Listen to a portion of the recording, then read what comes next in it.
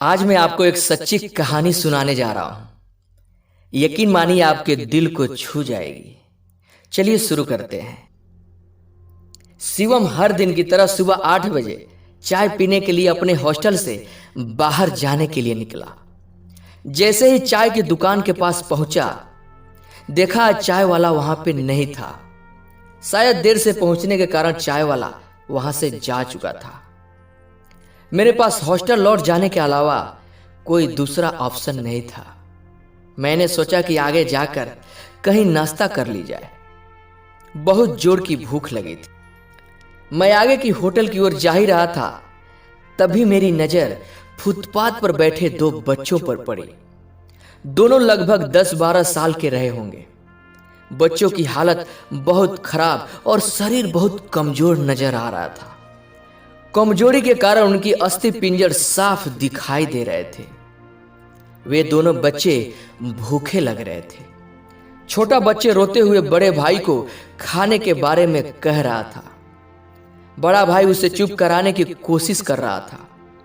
वो जानता था ना तो मेरे पास पैसे हैं, ना ही खाने के लिए भोजन, जिससे मैं अपने छोटे भाई की भूख मिटा सकूं। वो भी लाचार बैठा भूख से पागल होए जा रहा था। मैं अचानक रुक गया। दौड़ती भागती जिंदगी में एकदम से मानो ठहर से गए।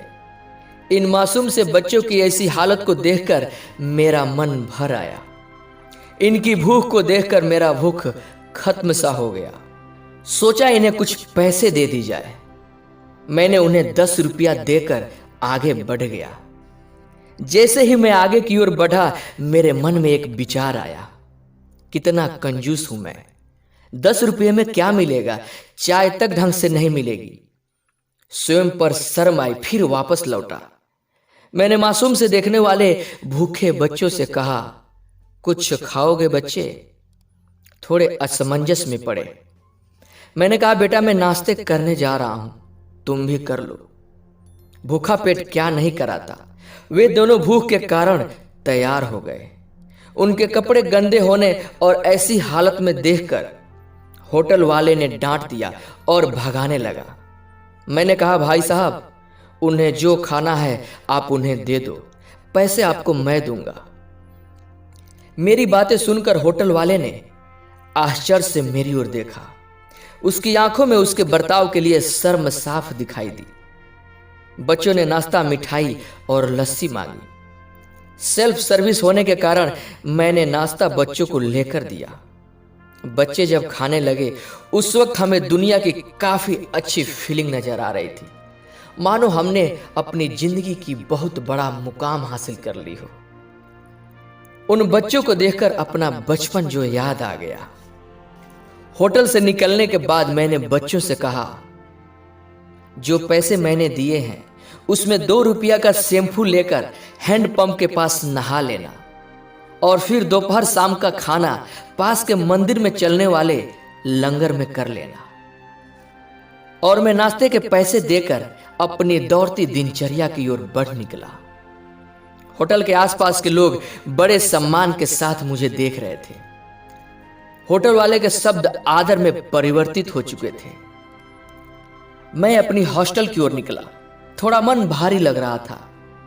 मन थोड़ा उनके बारे में सोचकर दुखी हो रहा था। रास्ते में मंदिर आया।